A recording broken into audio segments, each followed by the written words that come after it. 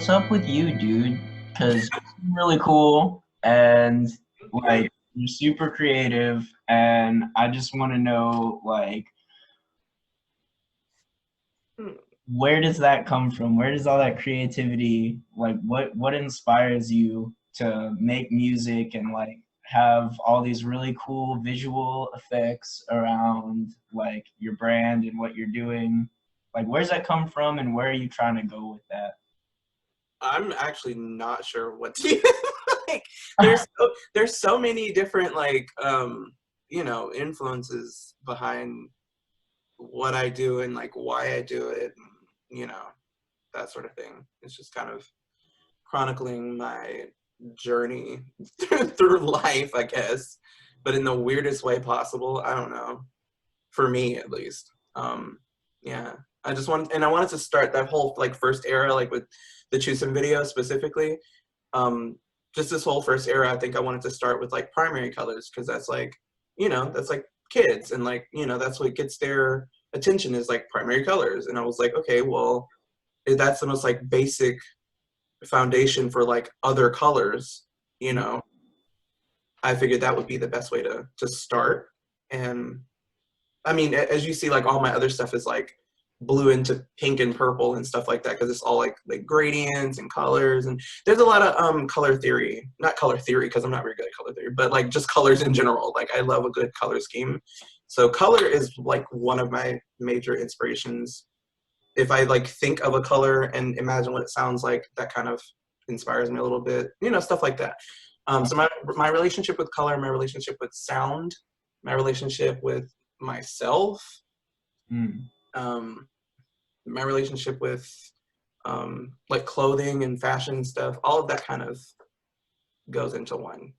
Mm. Have you ever heard the term synesthesia?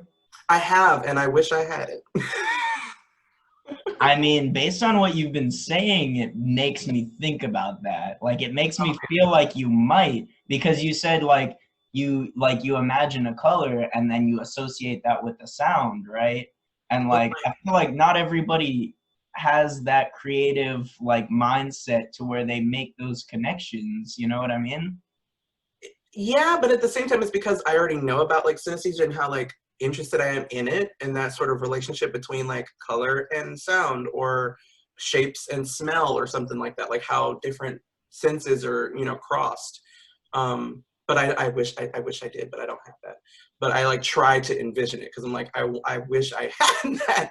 Like say like a Maggie Rogers or like Pharrell or somebody like that. They are synesthetic, So and I know. you've studied this and you're like basically trying to like portray your best imitation of it as you can based Not on interest necessarily, in it.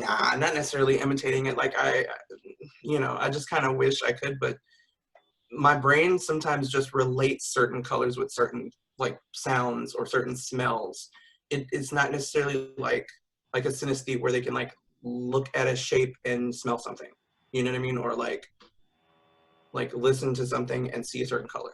Like I like try to make those connections because I find it more, I don't know, more like inspiring, and it's more connected because it's like, oh, well, this here, this sort of sound or whatever represents this color because this color is like really important to me, or, this sort of thing. So it's more like just me making sentimental connections more so than me trying to be a synesthete myself. Mm. So there's that. Sorry, long tangent. No, you're good. That also kind of makes me think about like you hear people talking about like, oh, there's a difference between like being able to be empathetic and being like an empath per se, where you Mhm. like, feel other people's feelings. And like my view on that and sort of my understanding of that, at least like I don't know if this is like what everybody believes, but I feel like everyone, like most people, unless you're a sociopath, I feel like has the ability to be empathetic, and Absolutely. therefore why wouldn't they have the ability to also be an empath? If like I feel like it's a skill that's within us Mm. that if you hone it and you pay attention to it and you study it and you like increase your ability when it comes to that skill, then like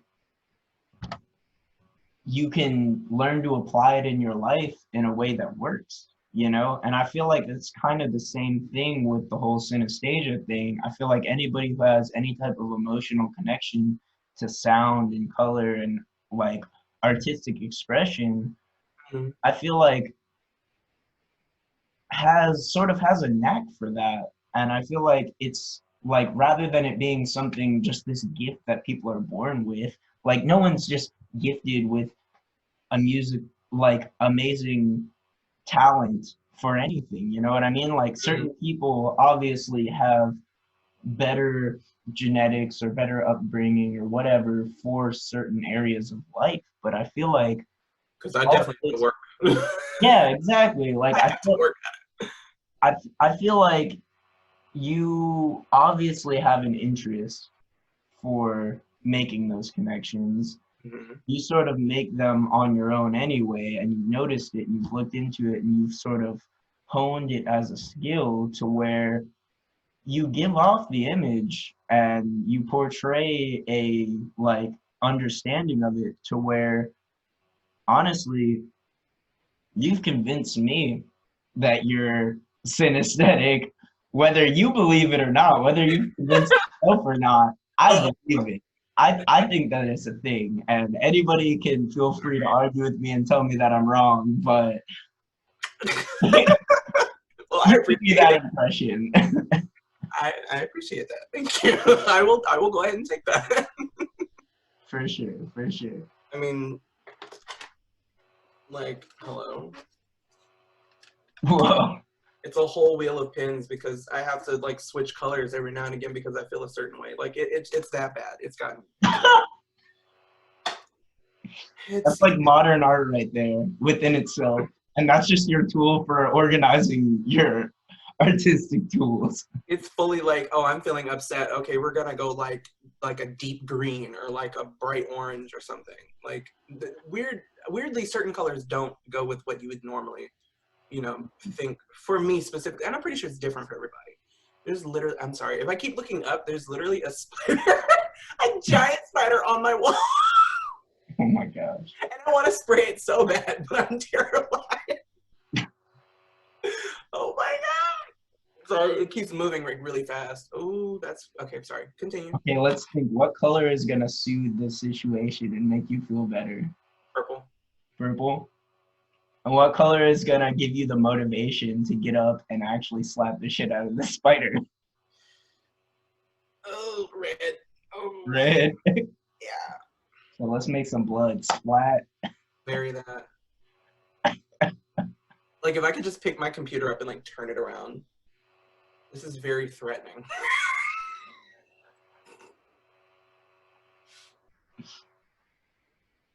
Honestly, can we like pause the recording so I can spray? Yeah, do your thing. It's actually terrifying. It's like a bright red brown spider. It's freaking huge. You want me to pause it? Yeah, yeah. Okay, I'll pause. Did you hear me? Resume, unpause. I said resume, unpause. Awesome. Hello and welcome back. So you do all this stuff yourself and you have a producer and you worked with like, I guess, would you call it a production company that did your music video or was it just like one guy?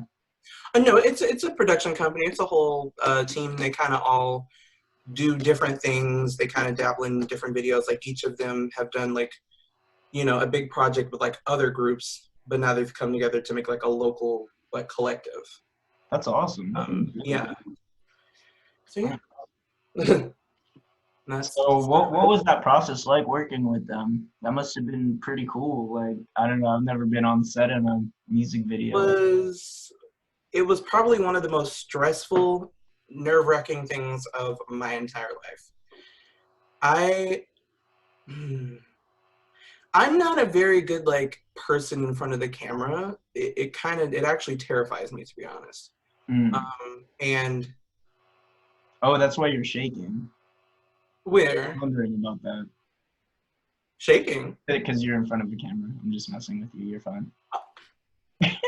I literally went in my head. I was like, wait, am I doing that right now? What is going on? Like, can't do that. You're fine. Do that to me. No, because I was literally like shaking like a leaf during that entire video set. It was like a 6-hour day before, and then it was a 12-hour shoot day the day of. Wow. Yeah, it was like 8 to 8, if I'm not mistaken. Yeah, we went in. At the time, I was working with a local designer in the studio on one side of the hall, and we just rented out these two guys. I think they're called Play Studio or Play Vision, something like that. They're both designers as well, and we rented out like half of their studio space because it's like twice as big as the other one I was in. And we built walls inside of the studio and had all this lighting and rigs and stuff. It was just like, it was like huge, it was big production. It was a lot of makeup, a lot of fashion. But I've never done anything in front of the camera like that before, and I'm not very like confident in front of the camera. So I was just like, anytime they would start, and it was like music was coming from like a little speaker that was like probably this big in the corner of the room. So I'm like trying to hear it, trying to get out of my head, but trying to be present, but trying to like perform, but also trying not to look like erratic with my motions. So it was a lot. It was a lot of, going on in your head. Oh God, yeah. I mean, when is it not? When is there not a lot going on in my head? But I mean, it was an interesting experience. I definitely will say that it was a first. It was a first. Hopefully, first of many, but it was definitely a first. Yeah, it was just really interesting. Lip syncing was weird. I'm not gonna lie. My own stuff. Like some of the like sets and stuff like that. Like I actually like injected a lot of my ideas into the video shoot, and there were a lot of things that were left out. It was kind of like up to the production team's discretion or whatever. They were like, oh, we have a couple ideas as well to kind of add to what you're doing. So we cut some of my things out, added some of their things, and it blended well. I was just like worried that I wasn't gonna like deliver, bring it to the screen, bring it to the camera. But I mean, it came out. It took forever though, because we like shot it the year before in June, and it was done sometime in like August, September, one of those. We had a couple meetings afterwards to like discuss revisions, some edits that I felt needed to be made. The way it was shot was a little odd for me, so I tried to like have that fixed. It was just a couple of things we had, not necessarily run-ins with, but just like a couple of things we weren't seeing eye to eye on. So I wanted to make sure we were all on the same page, especially since this was going to be not just for me, but for them as well. To add to their reel, to add to their page, to work, for them to say, yes, we did this.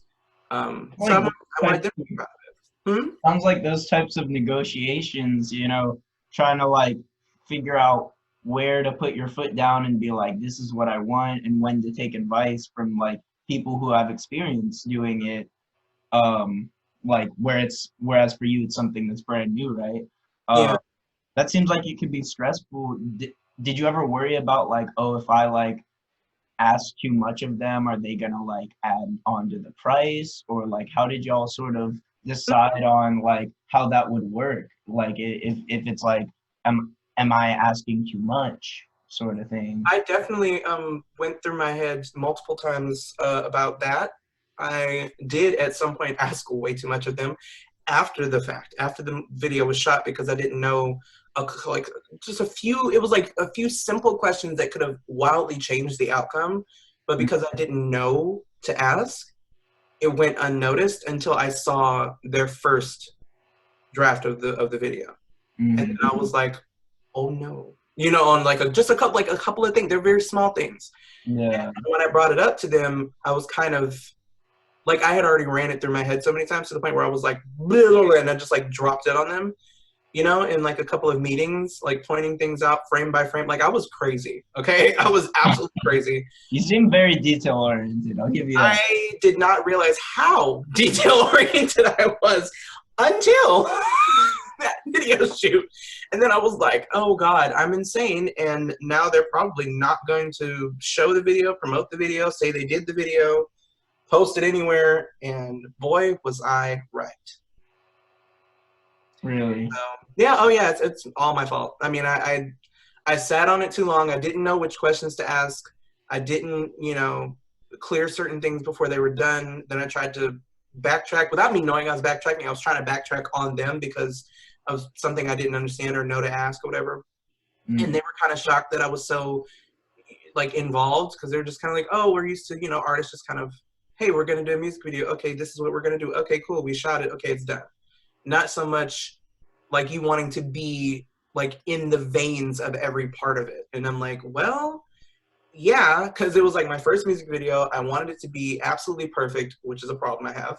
I wanted certain looks. I wanted certain shots. I wanted certain, like, it was just certain things I had written out. And I was just like, this video did not come out exactly how it was in my head, which is how nothing in my life goes. Like, nothing wants to come out exactly how I have it in my head.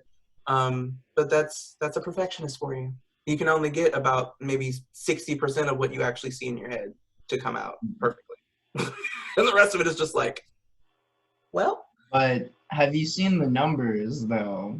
Yeah, I'm not gonna lie. See, and that's why it's not. I hate to sound like that. I'm not complaining.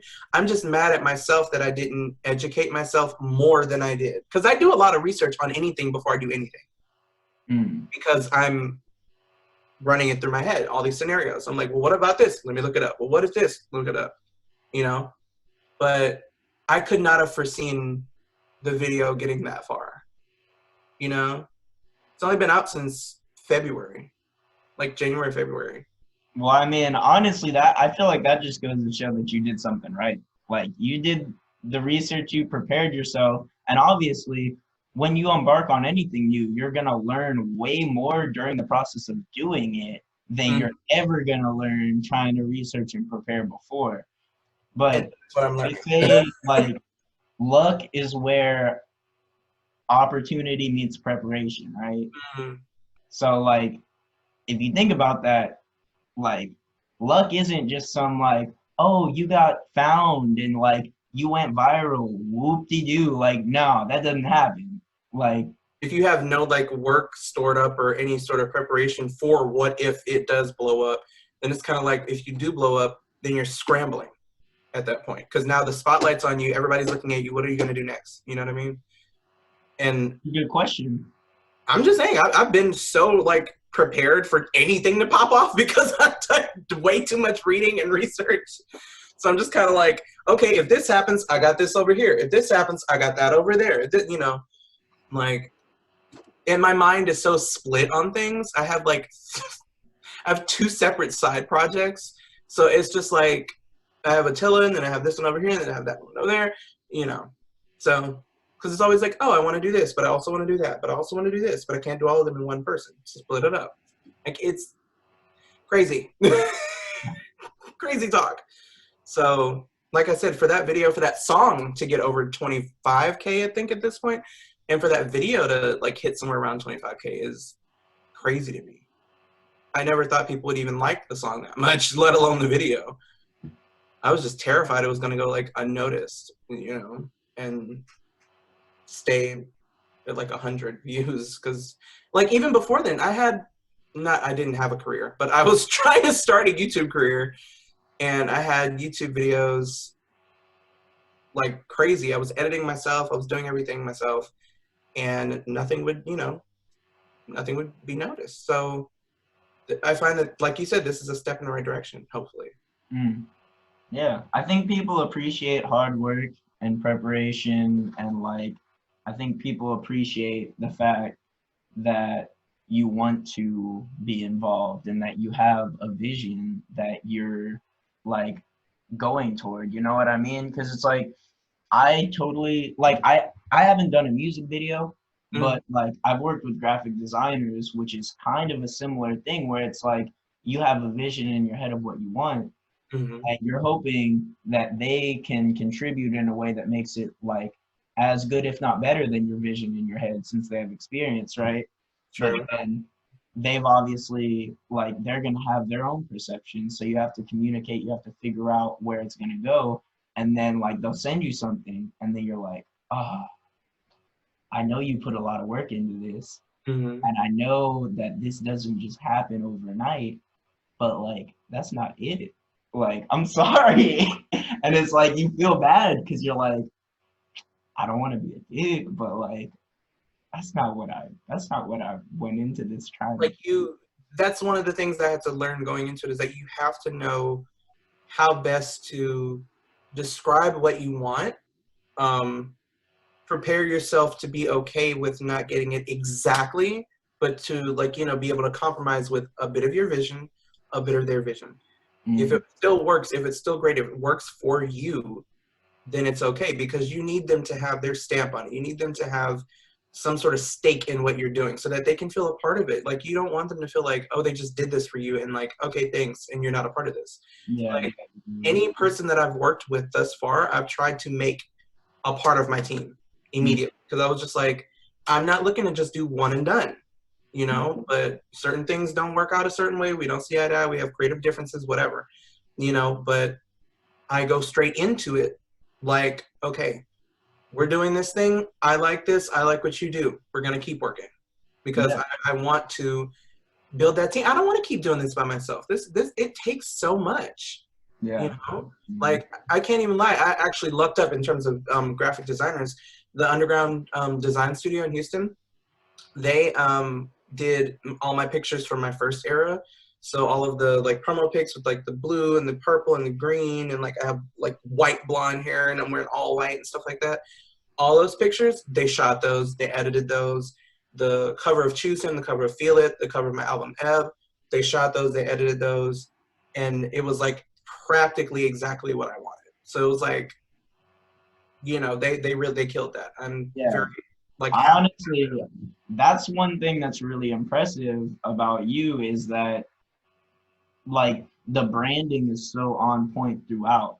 Like everything, like the narrative that you're telling through the visuals, through the music, through everything that you're putting out content wise, like it seems very seamless and it seems very thought out and Yeah. very like intentional. You know what I mean? Whereas a lot of people, like myself included, I just kind of figuring it out as we go. We're just like, hey, that seems cool. Let me try that out.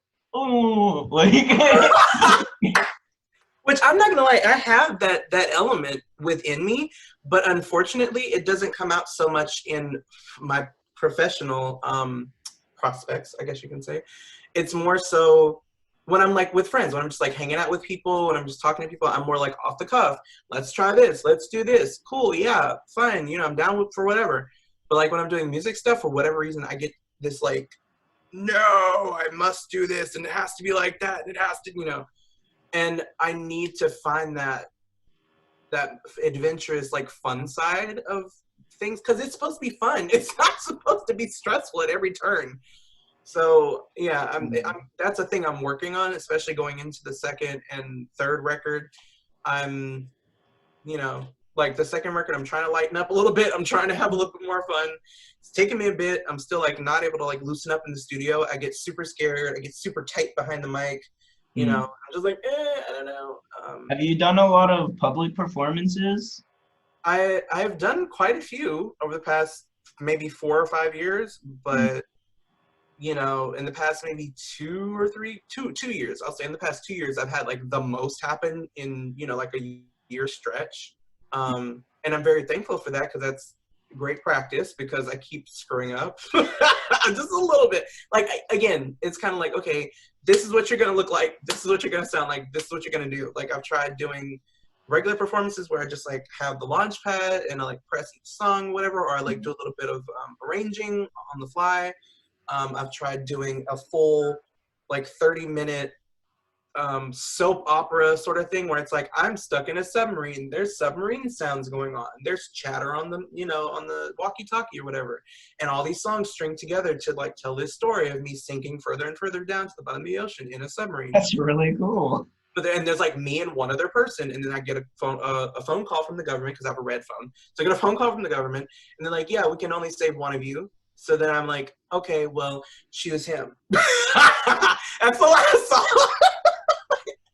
It's so dramatic for no reason. That is like such a like the imagery of that is just like anxiety, anxiety, anxiety. Let me tell you all about all this anxiety that I'm feeling and portray that in my art. Depression at the very bottom. Like there's even a part where the electricity goes out in the submarine, so like the air stops working, and I do a song called Sweat. Like, oh no.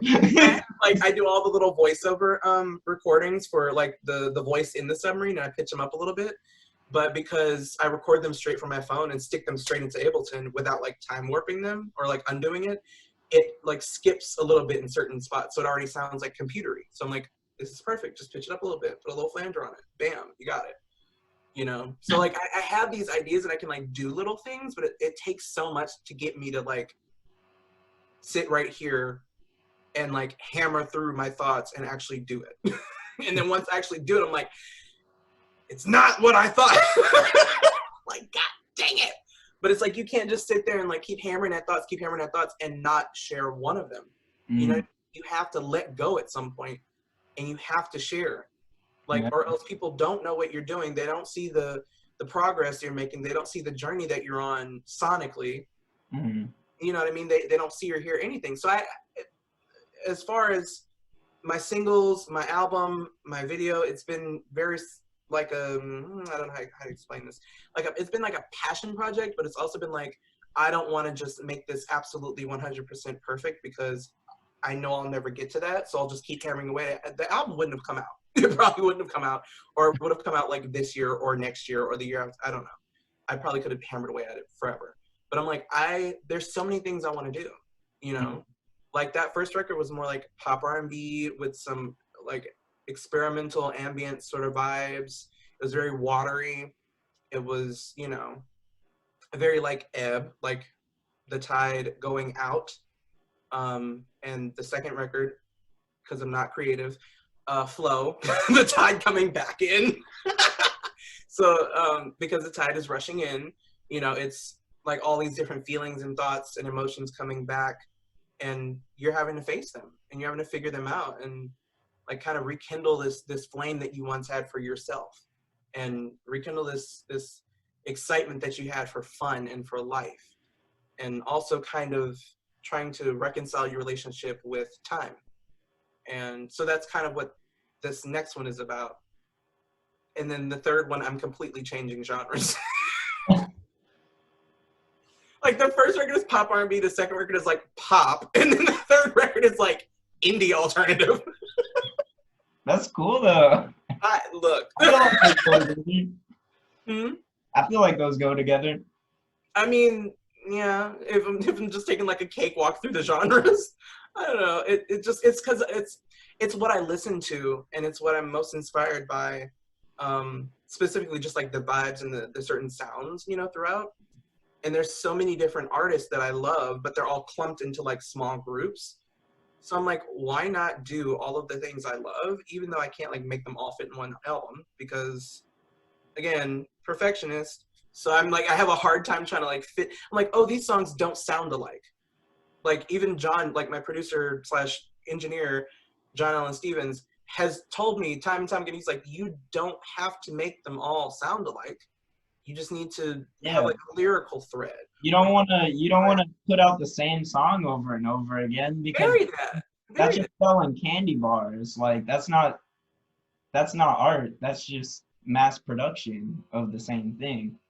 Basically, but like I can tell you're an artist. So if you just did the same thing over and over again, just mass produce, like it wouldn't be fulfilling. And it wouldn't be interesting. No, it wouldn't. I hate that though, because I don't know.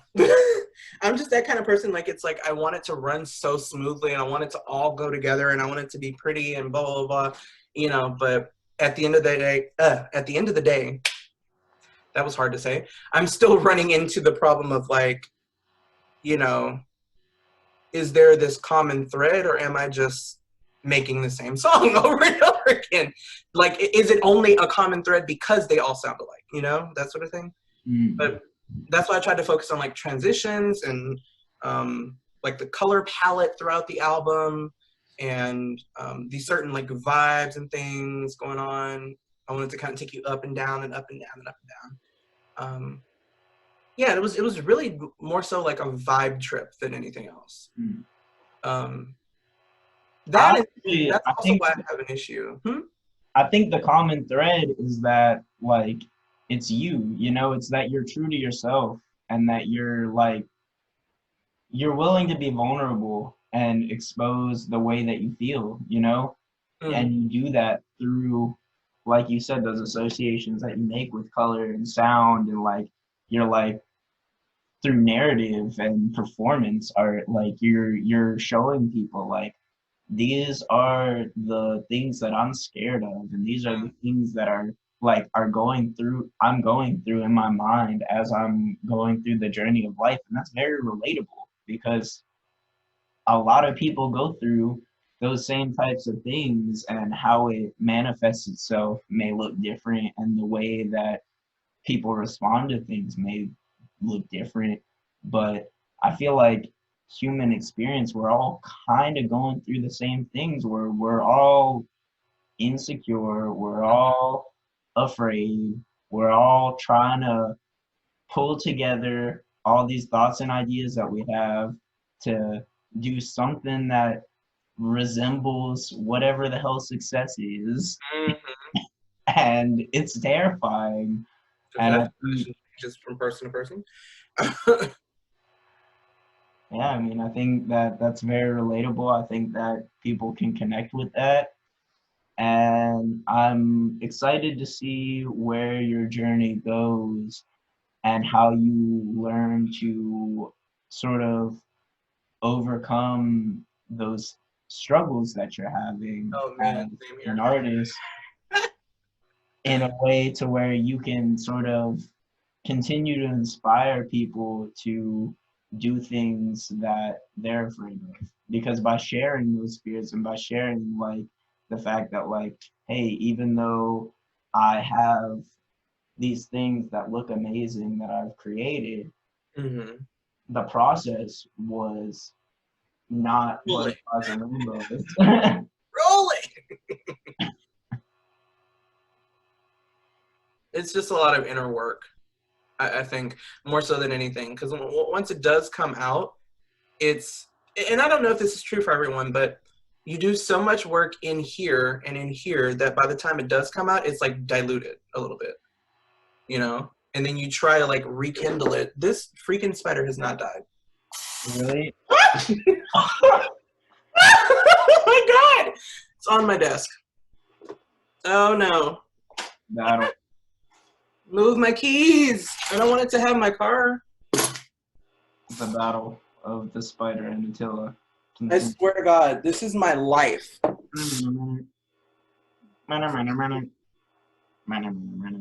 It's literally that. I swear to God.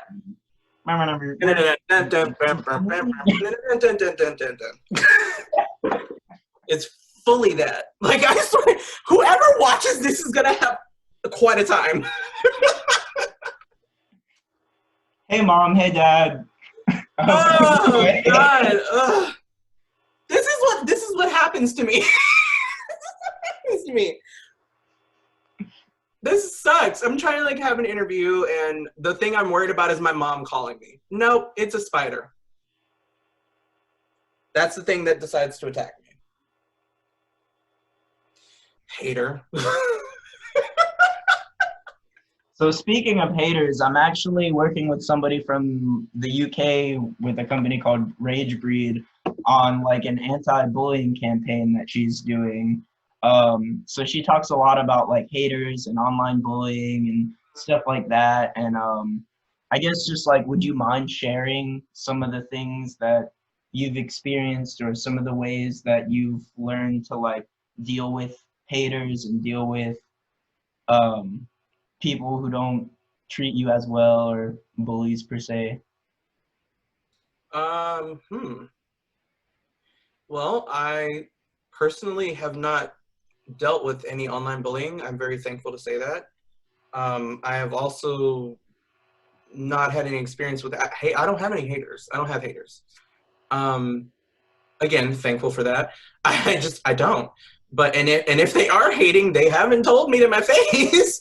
They haven't shown me anything. They haven't said anything. There are no comments. There are no DMs. You know, nothing hateful. There's nothing on Facebook, Instagram, Spotify, Snapchat. Spotify, you can't put messages on Spotify. Snapchat, Twitter, like nowhere basically, nowhere online, or YouTube even. Nowhere online have I heard any like hate. You know, I've been very thankful to have the journey that I have had, and I dealt with all the bullying that I think I will ever deal with in school. I mean, I was heavily bullied from like first grade till I graduated high school. So, and that was that. And then I went to college, and there was some like kind of teasing and being slighted in a way here and there, but it wasn't anything overt, and it was nothing like I couldn't handle. At that point, I had a mouthpiece on me. So, like, I could definitely say some stuff back. I had no problems. But no, beyond that, it's been more so me bullying myself, I think, after I got, you know, out of school and there was no more like bullying technically. It was just a lot more of me doing this to me. It was like I took the spot of the bully. Sadly enough. Yeah, that's really sad. Oh God. Okay. Emotions. Gross. But no, that's just, yeah, I now thinking about it, I realize how thankful and how like blessed I am to not have to deal with that as of yet. It could change in the matter of a day. I have no idea what's gonna come onto my screen in the next 24 hours, you know what I mean? But it's been nothing but either people being supportive, people being like indifferent, like they're just chill about it, like there's nothing yay or nay about it. And like I said, if there's been any haters, they haven't said anything. And if I did have issues with people where we had differences that I myself could not like accept or something like that, I've just gotten rid of them. Thank you, next. Very that. It's a very thank you next sort of thing. Like I'm done. That was it. I'm invested in you. I'm giving you my all. I'm being the best friend I could possibly be. Blah blah blah blah. You know what I mean? And it's not just happened once. It's happened multiple times. And anytime that's happened, I've just fallen off the face of the earth. Sorry about it. Like, you are being toxic to my life. I don't need that. I don't want that. I'm too old for that. Like, again, leaving the bullying in school. That's it. You know, and I wish that didn't even happen. I wish that didn't have to happen, but clearly school is just going to always be like that, just to a certain degree, you know? And clearly everyone has to go through their own version of it to come out the other side, however they're going to be. My views on like anti-bullying or like trying to like take a stance against bullying is that like it's kind of like telling kids not to do drugs. Telling them not to, or like playing the victim card and being like, oh my gosh, I was bullied, you guys need to stop, like it's just gonna encourage them to do it more, right? Yeah. But if you tell kids not to do drugs and show them all the drugs not to do, they're gonna go find them. Right. But I think that like basically for me, a big thing that I've had to learn is that like the only thing that I can control is the way that I respond to things. Is by like pausing when I'm like upset, or like not allowing myself to react, you know, that's what I was gonna say, to things that I know are upsetting to me. Yeah, you can't control their actions, you can only control your reaction. Exactly. So like finding a way to respond rather than react, and like sort of think it through, like, all right, do I need to just go my separate way, or is there a way to like mend this relationship and figure out like what is the actual problem? If I've learned anything from researching, that's going to be a word I'm going to keep saying. If there's anything I've learned from researching relationships and toxic traits and whatnot, if you start to see it and they do it one time on a minimal like level, get rid of it. They're gonna do it more, and it's gonna get worse. Just get rid of it. there is no such thing as mend it. Oh no, you start and you get out. Just get out. You get out of it. Like not them get out, but like you get out of it. Just to like save yourself. But maybe that's just because I've, like I said, had my own share of experiences with that kind of stuff, and because I feel that I get so attached and feel so obliged to the point where I can't break myself away until I like see it blatantly. Like it has to like slap me across the face, basically. And even then, I'm kind of like, wow, how long was I in that? How long was I stuck in that? How long has it been like this and I didn't realize? You know what I mean? And then you start looking for, okay, like what are the signs? What am I supposed to be looking for? Like what does it look like? What does this person act like? And whether they're a bully, a hater, a friend, a lover, whatever, family member, if you see that kind of behavior, you either need to confront it and hope that they, change, which is a 50-50, or you just remove yourself. And maybe that's just me, and that's probably why I haven't had, I guess, enough experience in any of that stuff, because like the first time I'm like, bye-bye. It's like I just no, because I don't want to subject myself to that. I don't know. I'm sure no one does. No one wants to be treated that way. No one wants to be subjected to it. But I feel like normal people have a higher tolerance for it, or maybe they just want to go through it so they can see it through and know from start to finish what it's like. I don't know. But for me, it's like I catch it too quick. To the point where I don't allow it to play through anymore. Like I've been all the way through it once, and that was because I didn't realize.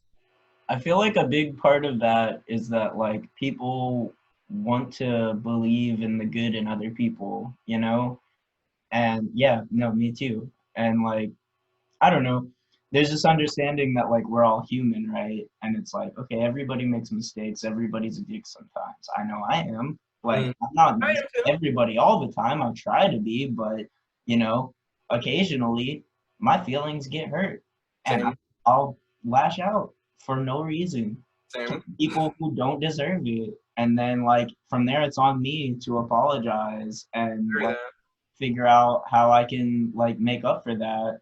But like, it's so easy to internalize those feelings and go, oh, they made me feel that way. There's no way that I can fix this because they're the one who needs to fix it. When in reality, it's like it takes two to tango. Like if there was a bad interaction between two people, like it's because they were coming from different perspectives and different expectations on how that interaction should have gone. Yep. So I feel like that's a lot like I talked about the whole like victim thing before, and I feel like a lot of times people don't realize, but like when they have interactions where they feel like they've been bullied, the other person might feel like they're the one being bullied at the same time.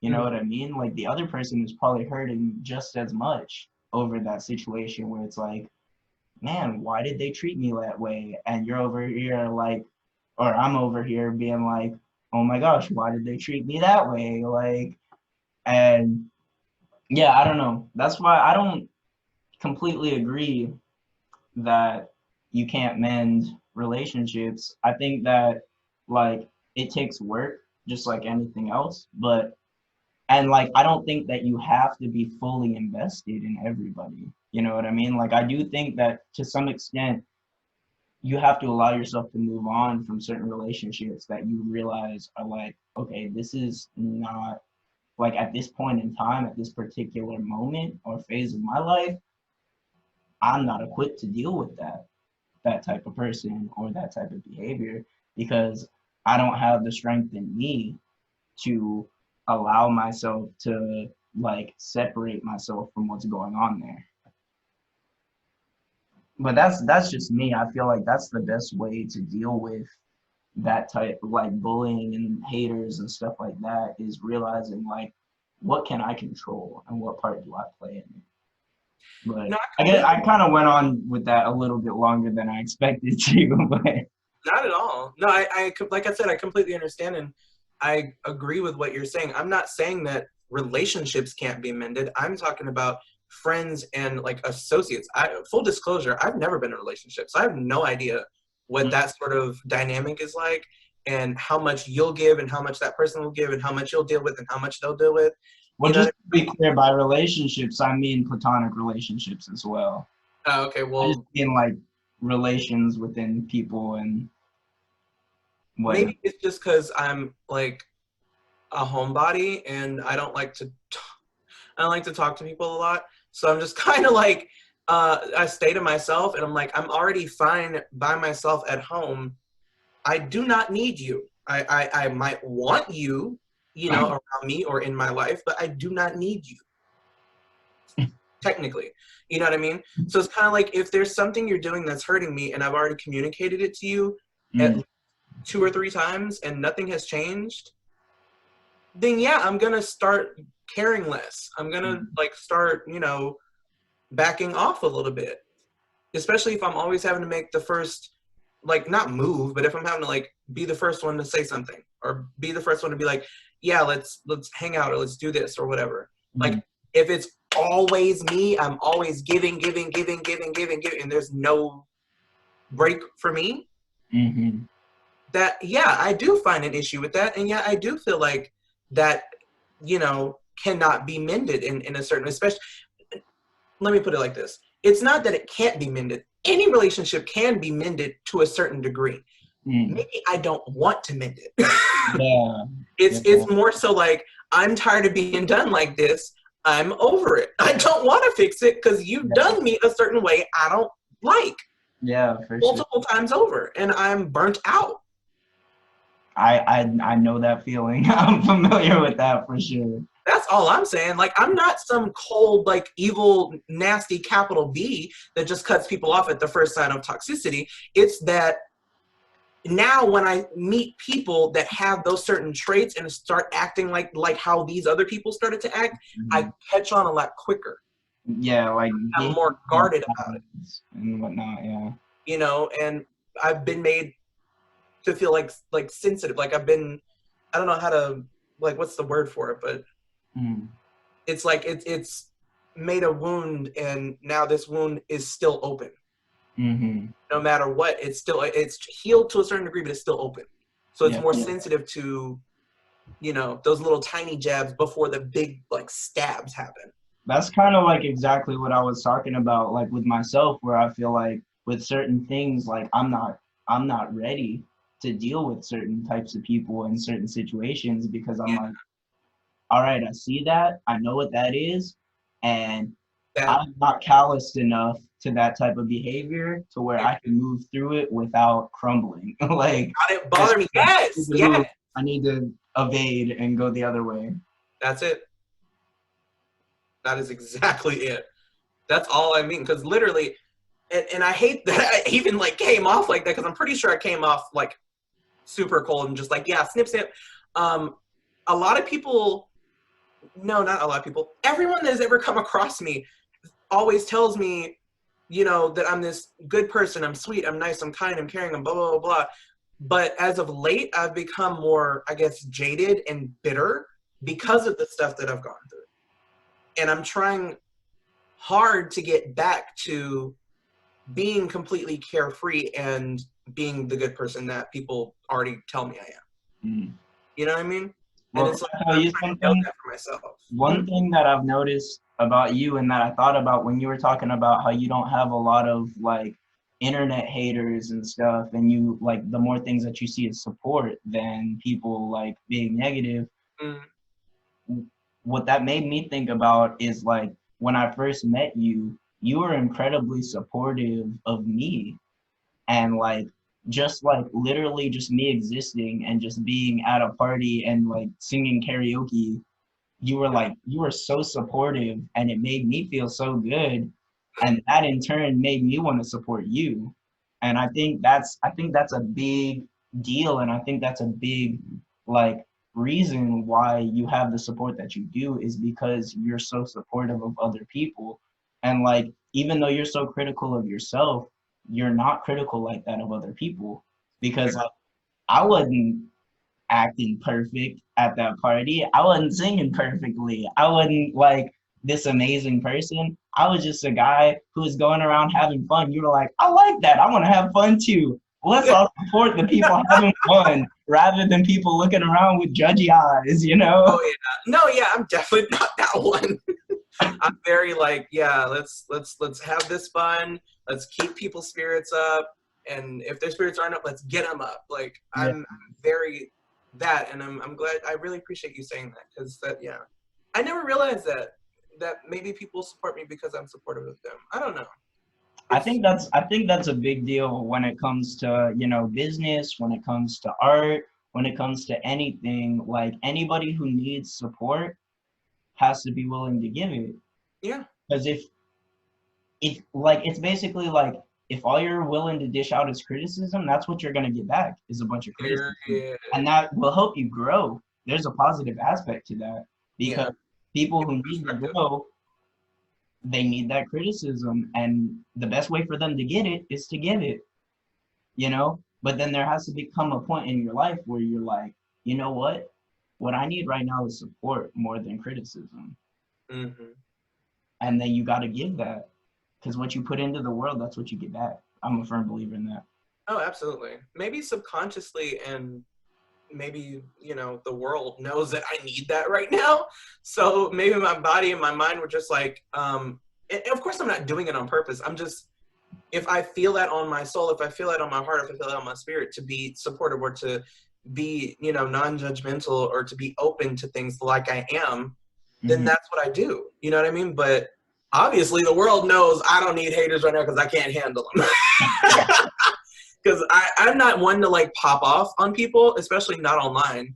Mm-hmm. So, you know, like even in person, like I don't really pop off on anybody. So if people were to come at me, probably I would just like look at it and like not say anything, or I would say something nice to them to counteract it. Like I'm that bad. It's so Kill bad. them with kindness. Hmm? I said, kill them with kindness. Love them till Very, very that. I think that's like one of the like unknown pillars of who I am. Like I hate that about myself, but then again, I'm thankful I have that, because I could be a vile serpent. I'm pretty sure if I wanted to be with my words, but I don't do that. I try not to. um, So maybe it's reserved for when I need it. I don't know. mm. It'll come out. If it does come out, everyone will know it's for good reason because I don't do it. So. So I kind of want to talk to you a bit about like, if you don't mind, any like spoilers type, just sort of maybe talking about what you might have planned for the future when it comes to your music career and like maybe some ideas that are spinning around. But right now I really have to pee. Do you mind if I pause this and go to the bathroom and come back? Sure. What? Of course. All right, I'm gonna leave you to think on that question. Yeah, I'm just the scared spider boy. Jesus. Sorry. I like how Batman became Batman because he's scared of spider or scared of bats. Like Spider-Man doesn't have the same story, but you could be Spider-Boy Spider boy. instead of Spider-Man.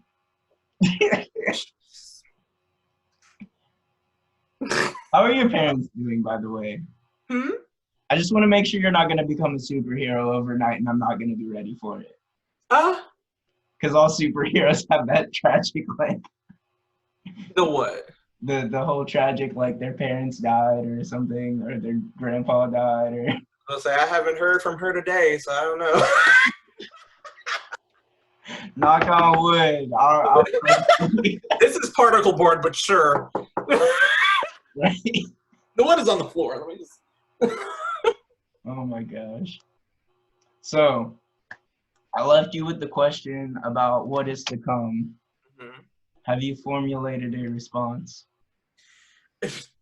I have come up with a few things.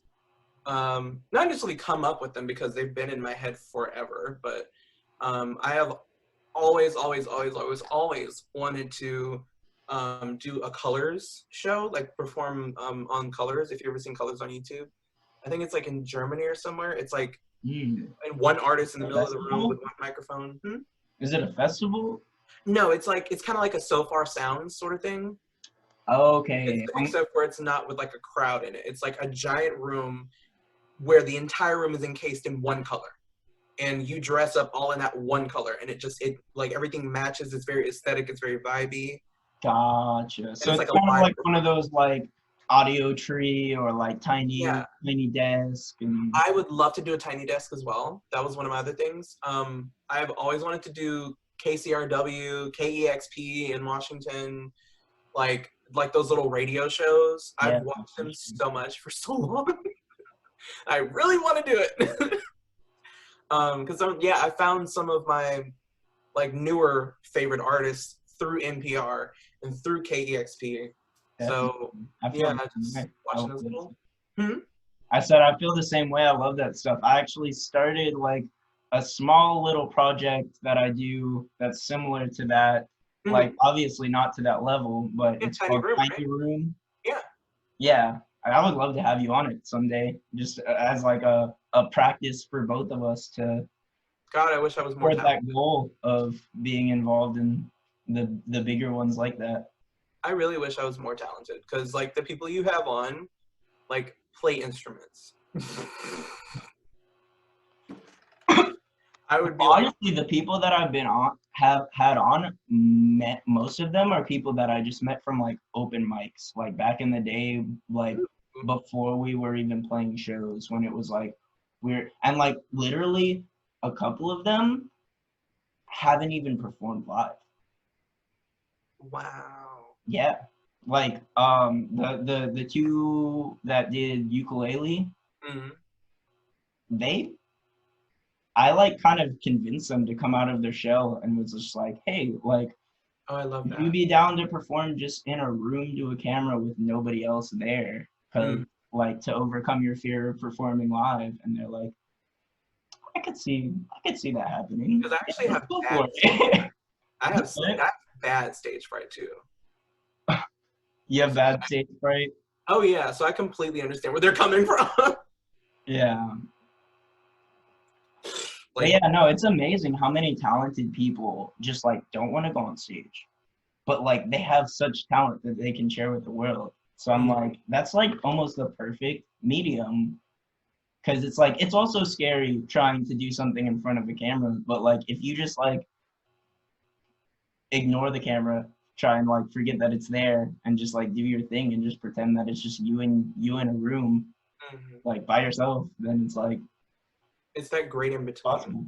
Yeah. Uh, I've always liked that. I've always also wanted to do one of those things where people like set themselves up in like a field or on a hill or something, and they use like a Zoom or a Tascam or something, you know, set up with like their mics plugged in, and they're just like they have like an acoustic guitar or something. Yeah, like an Like indie open type. Have you ever listened to Young the Giant? not in a long time, but I've heard like maybe one or two songs. Okay, well they had a series a while back, like a few years ago, where while they were on tour, they would find like pretty spots to set up, and they called it In the Open, and they would just Oh, like, literally do videos of them playing acoustic performances of the songs that they were playing live on stage with electric instruments and so like good. drums and stuff, and they just do stripped down versions of it, just wherever they would find. They're like, oh, this is a nice little cave, let's just do it in here, or like, oh, what a nice gazebo at the beach, let's do it right there. Yeah, I love that kind of stuff, like the spontaneity in it, and just the beautiful like scenery and how different spots outside sound different. You know, like acoustics. Ooh. Especially like cave vocals. I don't know what it is about like reverb and like delay, but Mm. natural reverb and delay is kind of like orgasmic. I don't understand it. There's something about it. Okay, there's just something about it, and it's just like, it sounds so good. So the color that you see when you hear that is white, like milky white. No, it's more like a weird honey yellow. It's like a yellowish orange color. I was just to play on the word orgasmic.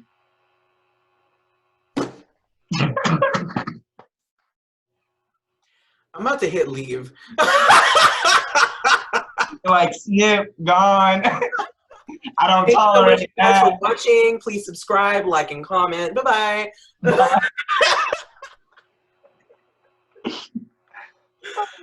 I can't. But honestly, I think that those types of things would be the perfect outlet to sort of get past the whole perfectionist thing that you were talking about earlier. Because you're like, everything that I put out, I feel like has to be perfect. But then you also enjoy those things that are stripped down and not perfect. No, I That do are just love like those myself. more like, this is me doing my thing, you know? And unfortunately, I feel like it wouldn't just be like, this is me doing my thing. I feel like, you know, like, again, I guess that just comes from this up here.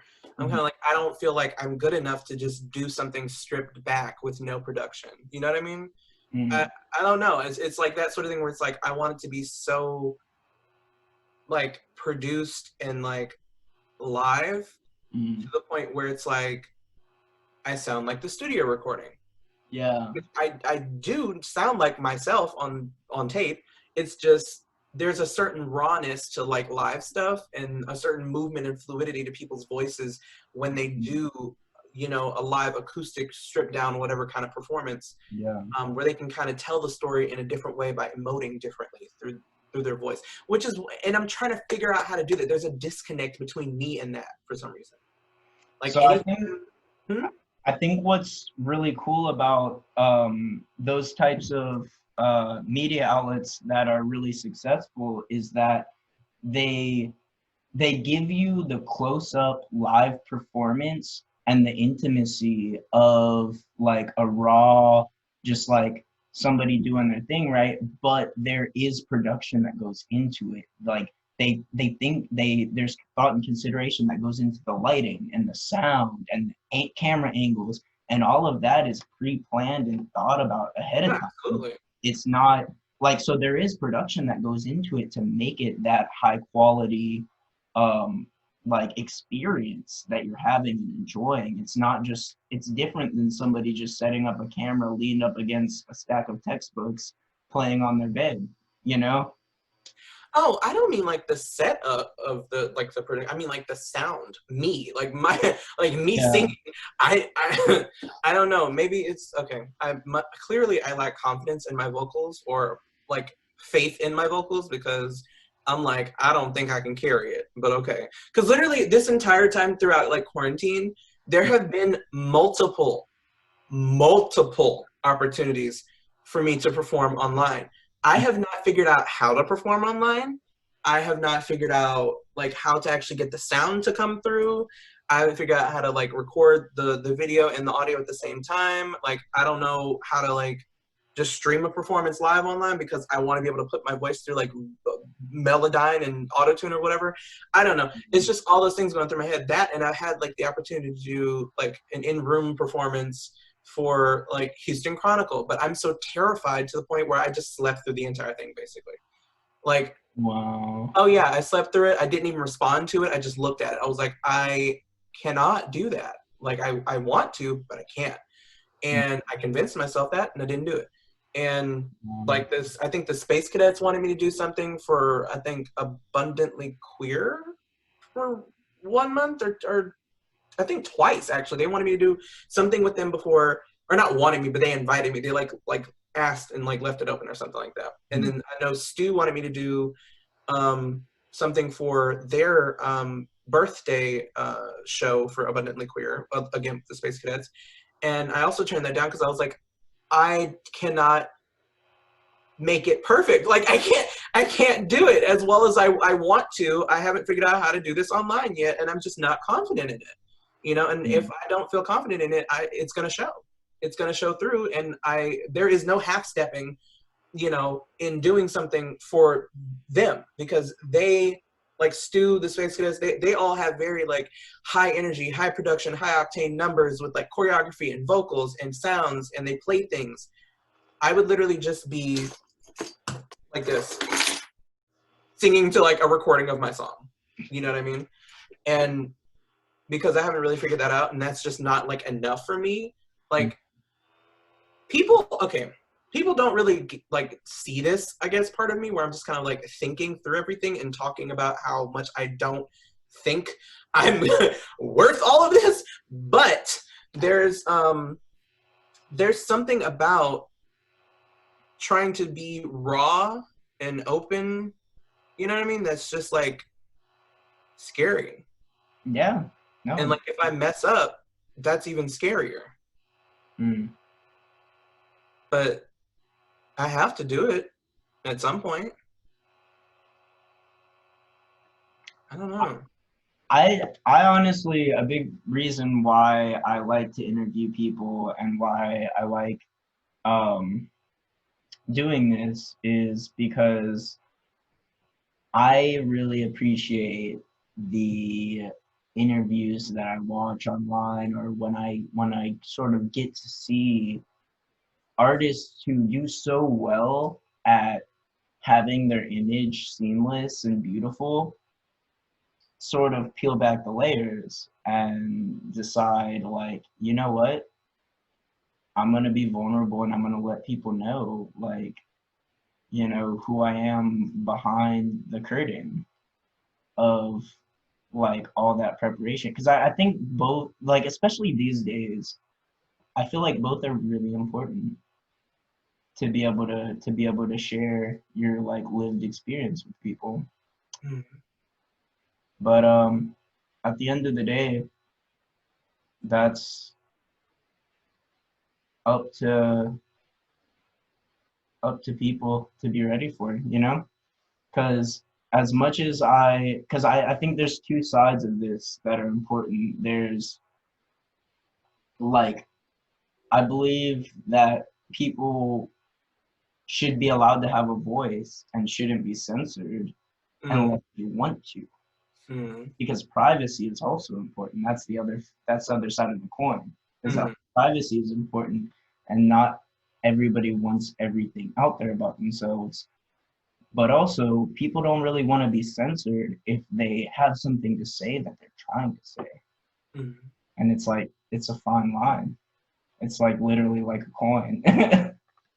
Very that. I mean, I've actually had to kind of live through that slightly, in a like indirect way, because of course I know that wasn't the intention of the writer nor of the publication. But I was kind of outed online last year around my album release time, and not initially outed because it was like I kind of regarding your sexuality, or yeah. Oh. And you didn't come out by yourself. Somebody did that for you. Well, it was because, and see, that's what I'm saying. It's not directly outing, because it was like I did talk to these people and I did share music with them and whatnot, but because it was for a specific part of their publication, they, you know, sort of labeled it under a certain group and described the song that I submitted a certain way that gave off the impression it was about a guy. And like in the same moment, I was so grateful and humbled that I was in this publication and that I had that opportunity. And I've had a couple opportunities since then with the same publication, and I'm very thankful for them.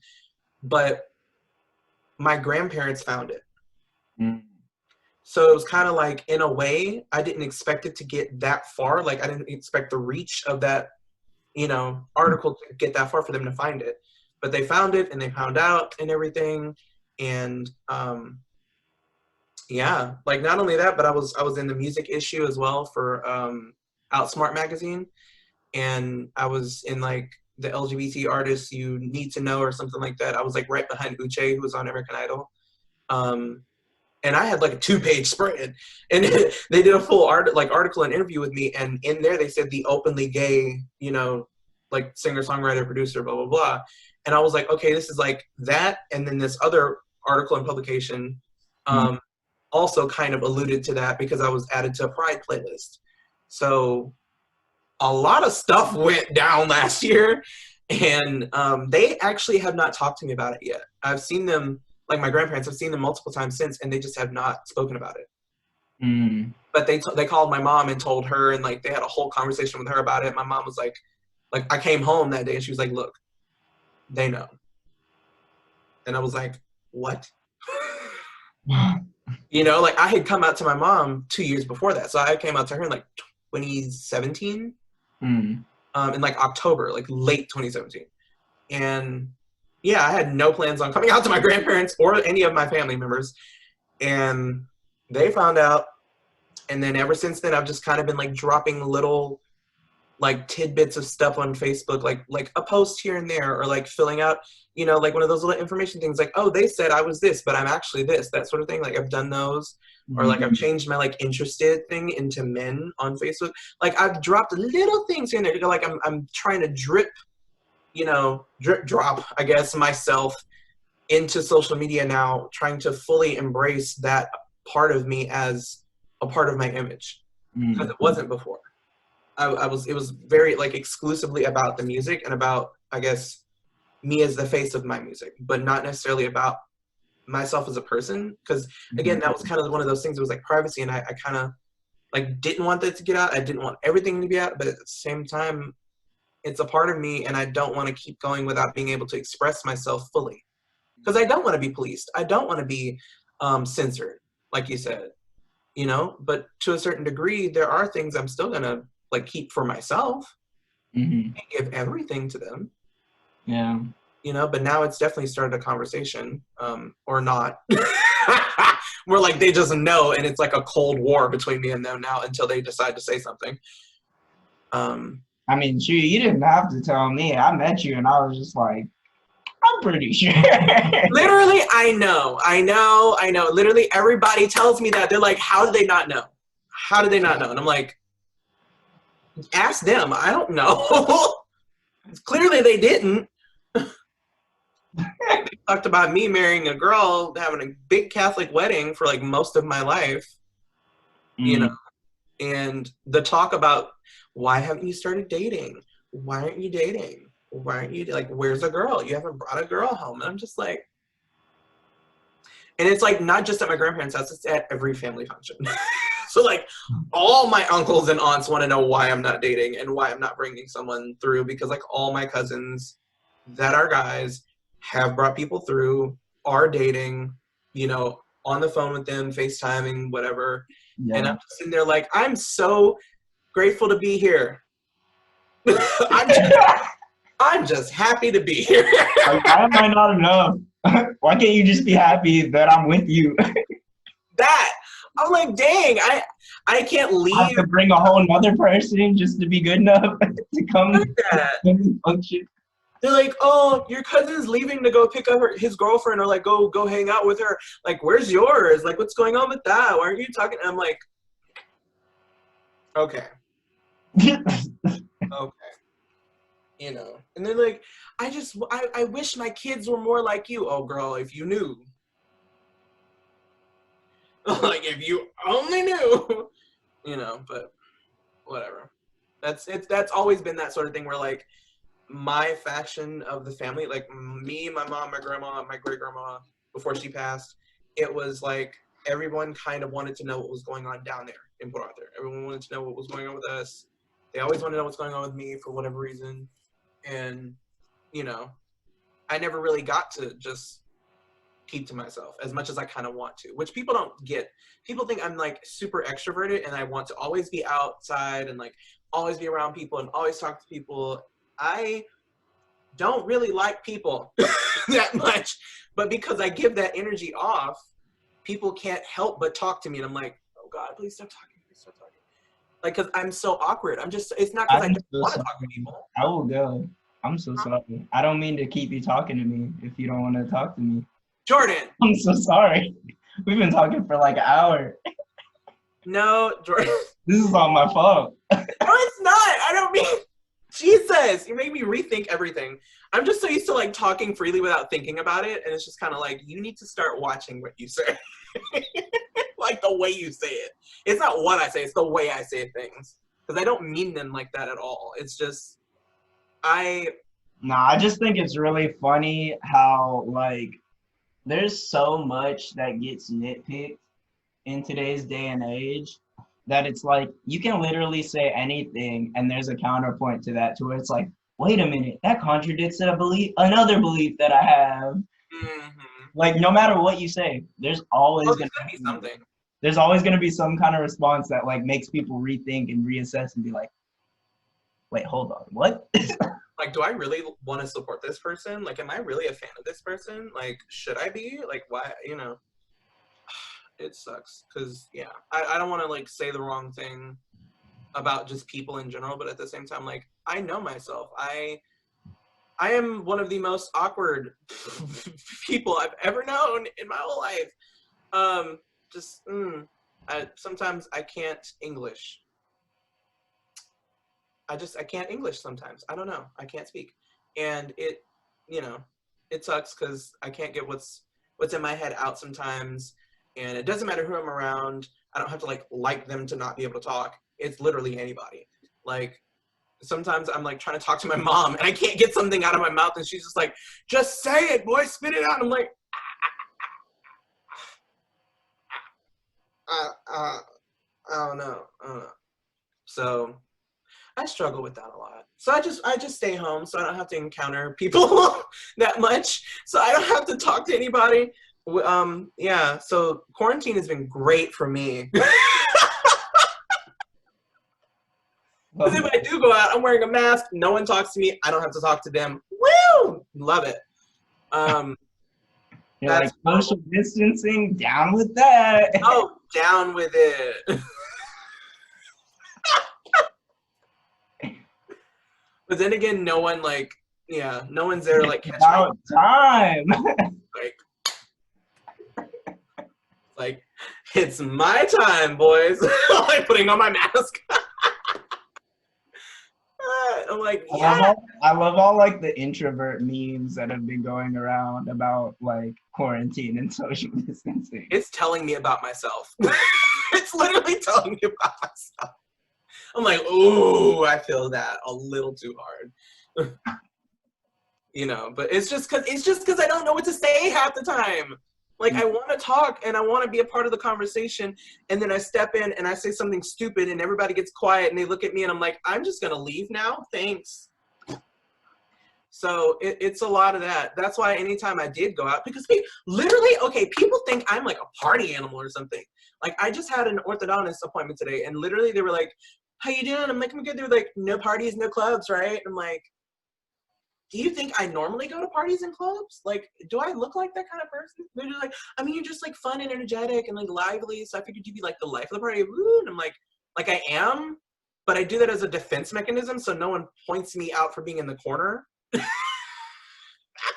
You're just like, should I? Okay, I guess I'm gonna just jump in the middle. I'm like, move, move. I'm gay. Move. Like, it's very that. Yeah, I don't know, because and then people come to expect that of me. You know, that sort of like energy, that level of eccentricity. That's probably not a word. I don't know. But basically people come to expect that from me, and when they don't get it, they're like, what's wrong? Something's wrong. And I'm like, no, it's just I'm not that 100% of the time. I only do that because, you know, I don't want to be called out for being quiet and being in the corner, and I don't want to like I annoy myself after a while. Like that gets tiring. I annoy the crap out of myself.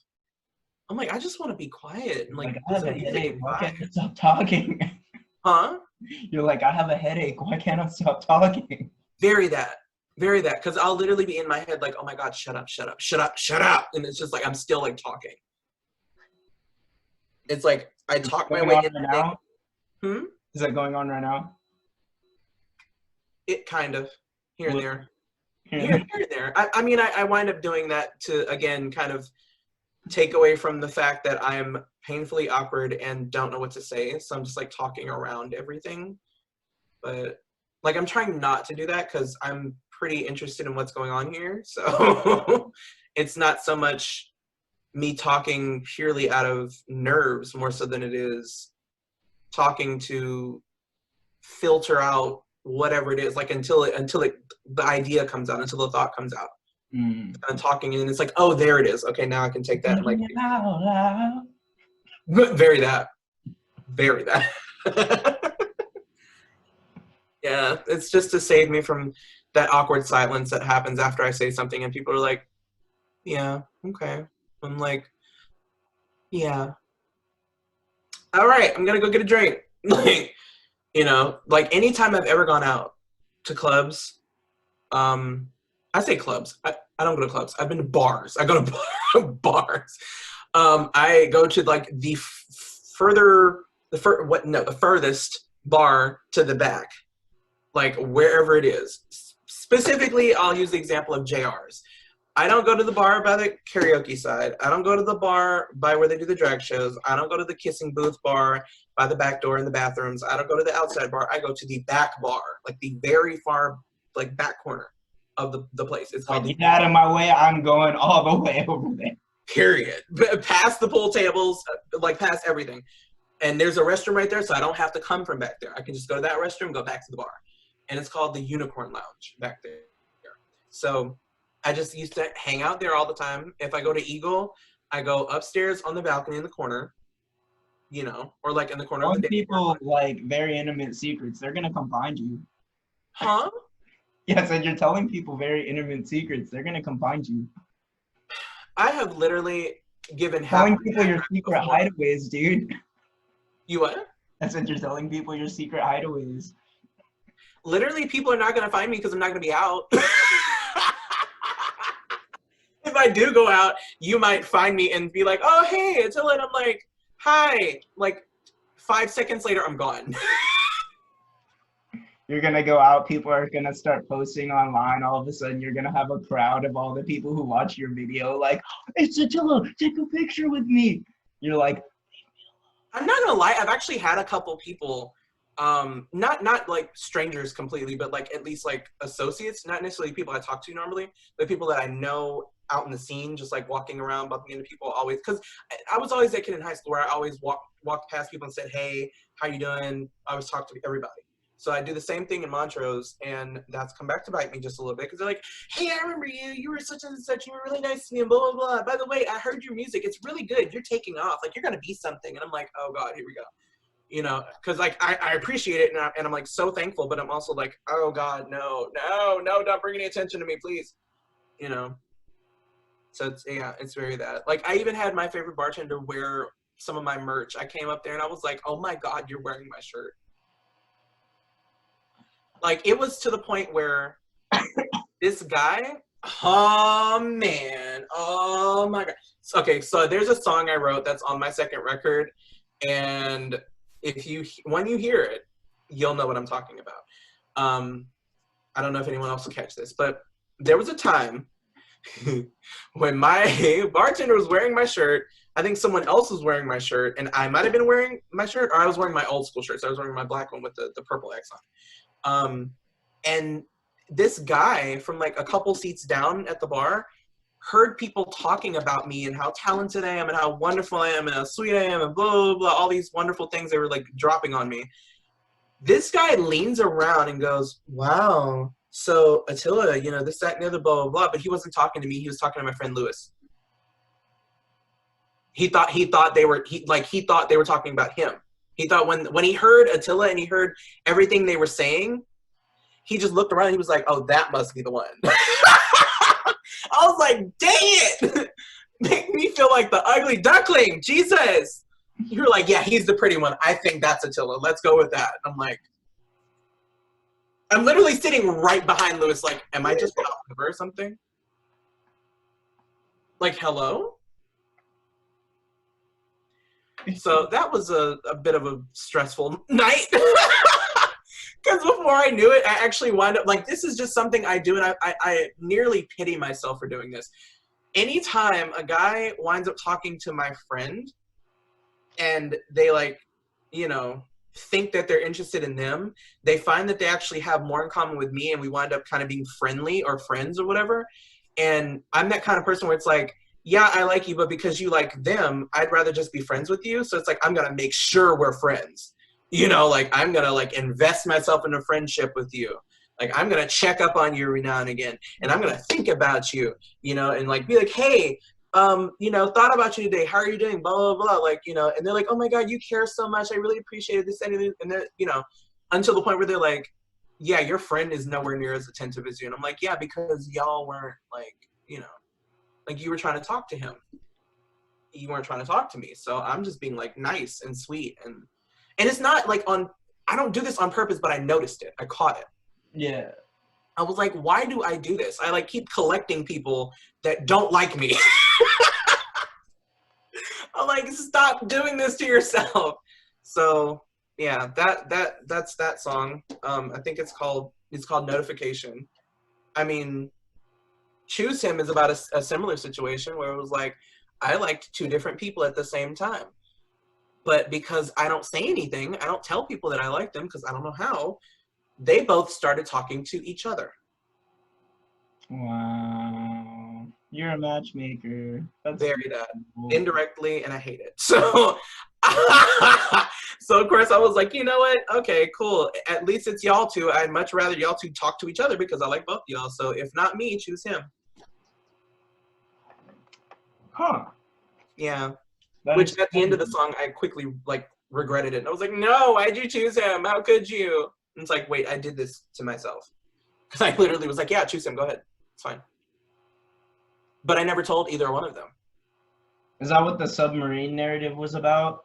Nah, not necessarily. The submarine outfit, I guess I can call it, was more so like me and a coworker on a submarine. There's like 4 or 5 of us in the task force or something. It was really dramatic. Like I had something written out.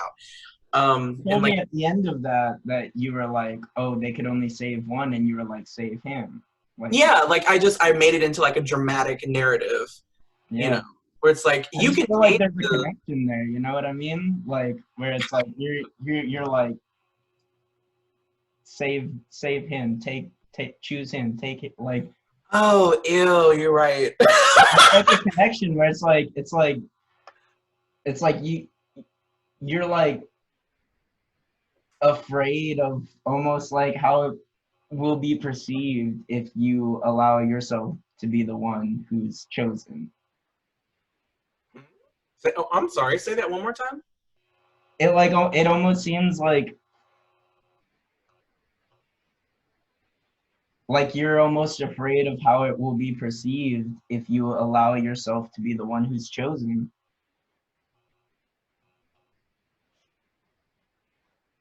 Wow. I'm stealing that. I'm stealing that. Oh, theft, fraud, theft, I swear. Oh, that was better than any therapy session I've had.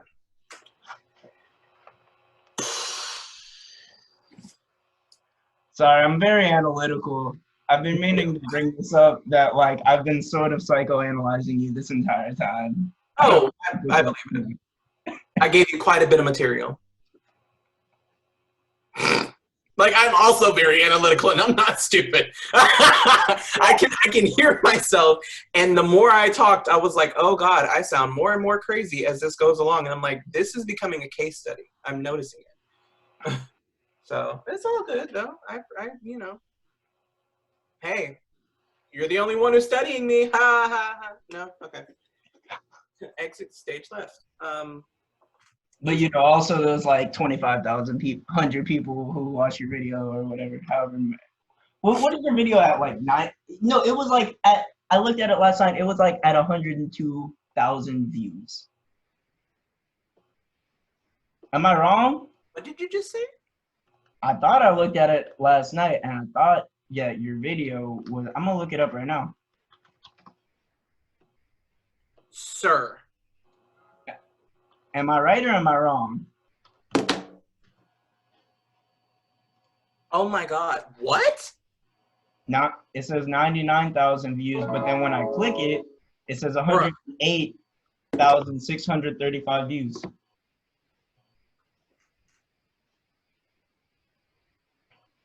Where'd you go?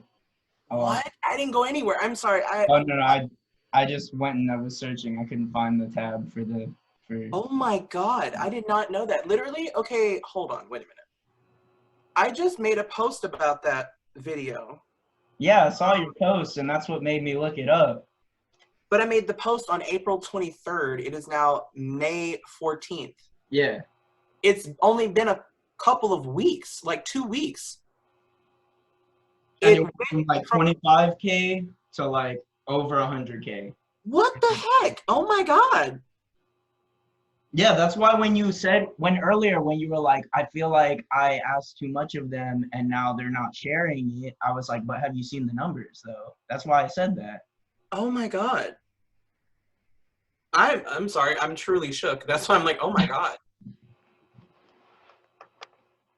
Why do the comments not okay?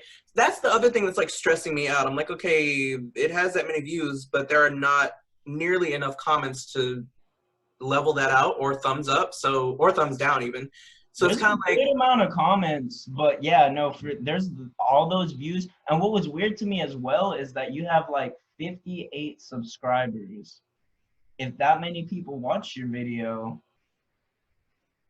maybe you need like an outro or something. You know how like people on YouTube they'll do outros and they're like you did earlier when we were talking, you did that whole like bit where you're like comment, like, subscribe, oh whatever. yeah. Like I don't know. I guess people just really need that prompt or they don't even think about it. It's crazy. That's freaking wild, man. But yeah, no, dude. Jesus. Like, so let me compare that to like the band that I'm in. They signed to a label and Well, now I need to shut up. I'm sitting over here like I was literally feeling so bad about it. I was like, I'm not doing anything. nah, Literally. it's like you have numbers on this shit. Like you have people paying attention. I didn't realize. Yeah. Hold on, what am I looking up? Your band. Yeah. So they have 73,000 views Yeah. on their music video, Go off. and they are signed to a label and paid good money to be promoted and distributed.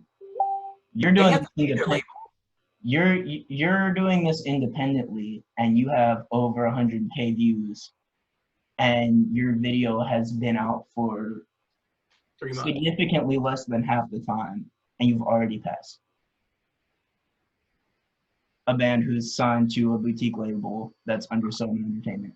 Now, of course, I'm not comparing anything to anybody because I that's amazing for them, and I'm glad y'all are like on a label, so that's awesome. But I'm just putting things into perspective for you because you don't realize like what you're doing and like holy crap, you don't realize like the waves that you're creating. waves. But no, sorry, it was bad. I'm gonna shut up. I'm missing something apparently. Waves, ebb, flow, water. Gotcha. There you go. Exactly. Just don't mind me. I didn't say anything. Apparently I didn't do my research and I don't know who I'm talking to. I do too much research, so we're even. but I do know the numbers and I do know that you got some people watching your shit. That And is you got people wild. supporting it. And look like and if you look at the comments, it's like you said, it's nothing but support. It's people saying that they love you and that it's amazing. They're like a bop. Bring in the visuals. Wow. Remember when Attila invented colors? Okay, I don't know if that's low-key shade or if that's like actually. Oh, you replied to that one. Yeah, Like that's my friend Kirby. somebody you know. So okay, I assume that that's a compliment. Literally, all of these people in the comments are people I know. That's amazing. That's really fucking cool. I still laugh at the one that says I can smell the budget. I'm like, what budget? That's so funny. Well, that's a good question. I want to know what budget. Shoot, I need to know too. Let me know when you find out. They didn't charge you for that? Oh God, yeah, they did. They definitely charged me for that. Mm-hmm. Yeah. Definitely.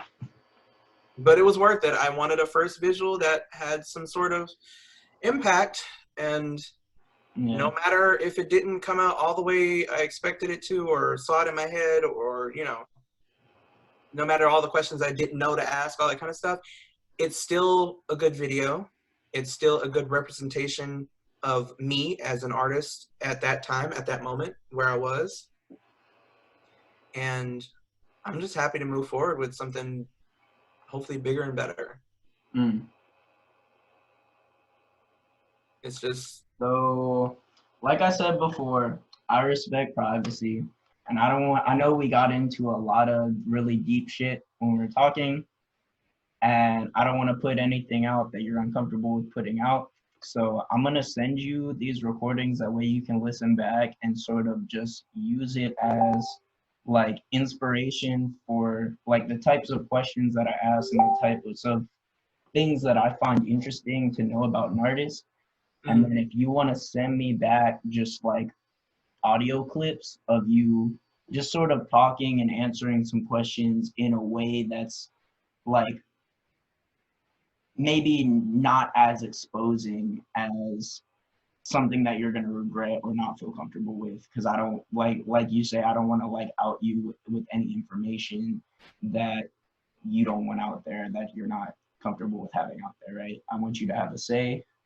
And I know like I'm new at this, so I know I've put out some things for people where they've come back to me and been like, wow, I talk a lot. And I'm like, oh shit, is there anything you don't want me to put in there? And they're like, oh, it's fine. It doesn't matter. It's already out at this point. But yeah, as I'm learning and as I'm going through this process of doing these types of things, I definitely want to make sure that I respect that and that I give you the opportunity to sort of, like, I don't want to be the one to censor you, but I want to give you the opportunity to censor yourself if you feel that's something that you want to do. I'm completely fine with whatever you put out there, because honestly, anything you put out of me is going to be the most authentic, I think.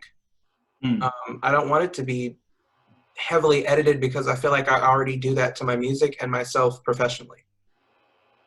I'd much rather it be raw and honest and myself. Okay.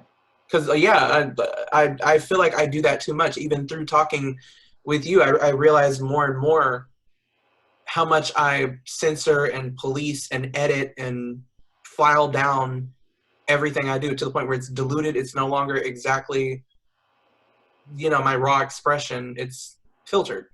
And I do that a lot, even through what I post, because I don't post often, but when I do post, it's because it's something. I would like to be more open with just posting and saying things and talking how I want. Like, I don't cuss in my music. I don't cuss, for Attxla as the mainstream persona. But in my personal life, I cuss like a sailor. You know what I'm saying? And I find that I'm like funny at times. I find that I talk too much at times. I find that I'm annoying at times. I find that I'm cool at times. I find that I'm like fun to be around at times. I find that I'm a Debbie Downer sometimes. I'm a human. I'm going to do that. I'm going to have all of that. There's going to be a spectrum of things. Can you spin that wheel of pens again for me right now? Boom, perfect visual. More like me loading when I'm trying to talk and find my thoughts.